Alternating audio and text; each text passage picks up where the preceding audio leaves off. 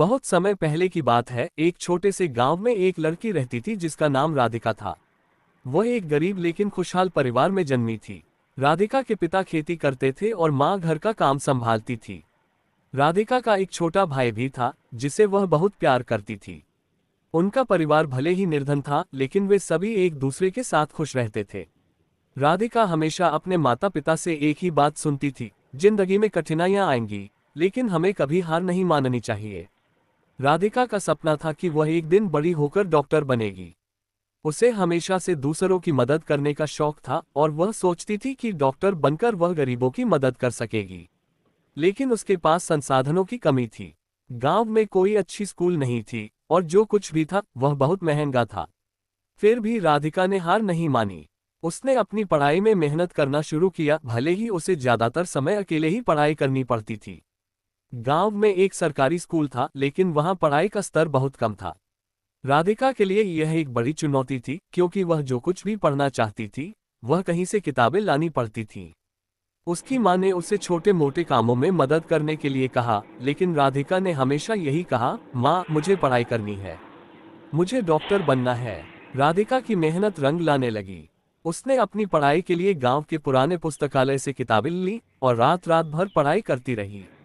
जब भी उसे कोई कठिनाई आती, वह अपने पिता से पूछती, जो उसे सरल तरीके से समझाते थे।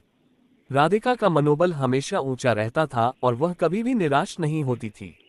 एक दिन गांव में एक बड़ा मेडिकल कैंप आया। वहां शहर से कुछ डॉक्टर आए थे, जिन्होंने गांव के लोगों का इलाज किया और बच्चों को स्वास्थ्य के बारे में बताया। राधिका वहां जरूर गई, क्योंकि यह उसके सपने से जुड़ा हुआ था।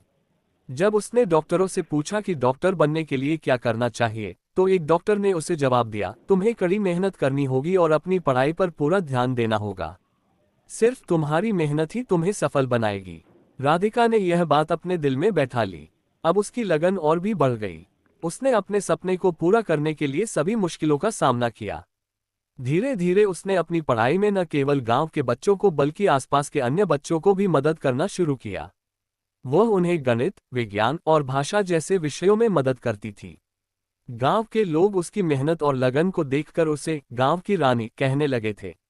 समय के साथ राधिका ने अपनी पढ़ाई पूरी की और उसे एक नामी मेडिकल कॉलेज में स्कॉलरशिप मिल गई। अब वह शहर जाने को तैयार थी।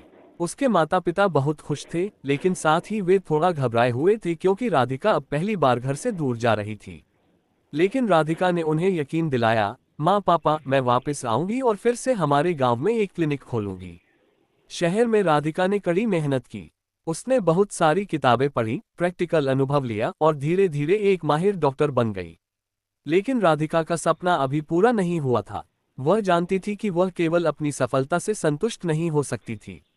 उसके मन में हमेशा ये ख्याल आता था कि वह अपने गांव वापस लौटेगी और वहां के लोगों की मदद करेगी।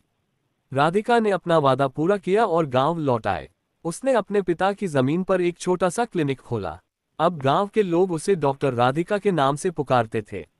उसने गांव के लोगों का इलाज किया, उन्हें जागरूक किया और उनके स्वास्थ्य के बारे में सिखाया। राधिका की मेहनत और संघर्ष ने उसे केवल सफलता नहीं दिलाई, बल्कि उसने अपने गांव को भी बदल डाला। आज राधिका का नाम न केवल गांव में बल्कि आसपास के क्षेत्रों में भी सम्मान से लिया जाता है।